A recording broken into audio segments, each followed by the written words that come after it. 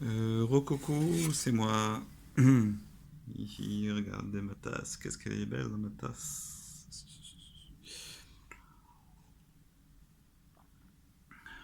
Ouais. C'est mon signe, hein, Capricorne. Ok.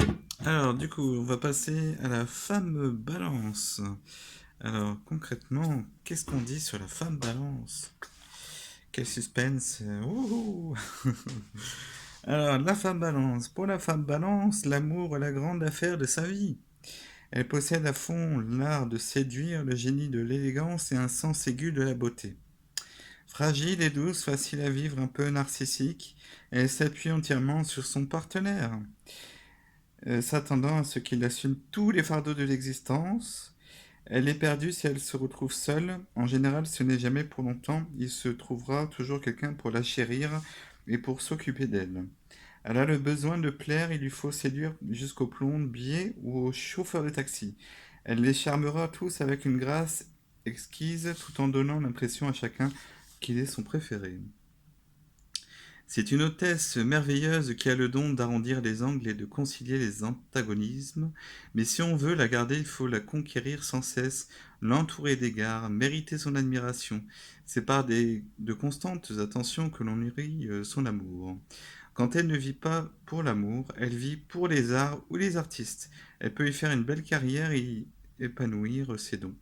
Mais il lui faudra surmonter un côté un peu dilettante pour réussir, car au fond, elle préfère le superflu à l'utile. Sa beauté ou son charme pousseront l'homme à l'ascendant bélier à faire mille extravagances pour elle. Leur union sera heureuse tant qu'ils seront amoureux l'un de l'autre. Elle se... Alors, elle trouve l'homme cancer trop passif, il se laisse aimer alors que c'est plus son rôle à elle. Le Capricorne n'a aucune de ces attentions qui la charment, il s'occupe plus de ses affaires que d'elle. L'homme des Gémeaux saura mieux l'apprécier. Pétillant d'esprit et aimant le monde, il l'entraînera dans un tourbillon qu'elle adorera. Elle inspirera de grands sentiments ou de grandes œuvres au Verseau qui la comprendra. Évidemment. Voilà. Voilà pour la femme balance.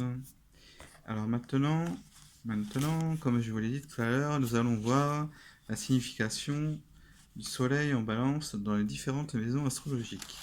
Donc les maisons astrologiques correspondant en fait à un secteur particulier de la vie quotidienne. Donc du coup, alors pour vous expliquer un petit peu le fonctionnement de ces maisons astrologiques, ou devrais-je dire, pour vous décortiquer un petit peu pour les décrire finalement. Donc je vais vous le dire du coup. Alors la maison 1 ou l'ascendant, donc c'est avec l'heure de naissance, le lieu de naissance, la date de naissance qu'on peut arriver à le déterminer. Alors le sujet lui-même, en fait on parle du sujet lui-même, son caractère, sa constitution physique, ses initiatives. Les planètes situées en maison 1 prennent une importance particulière.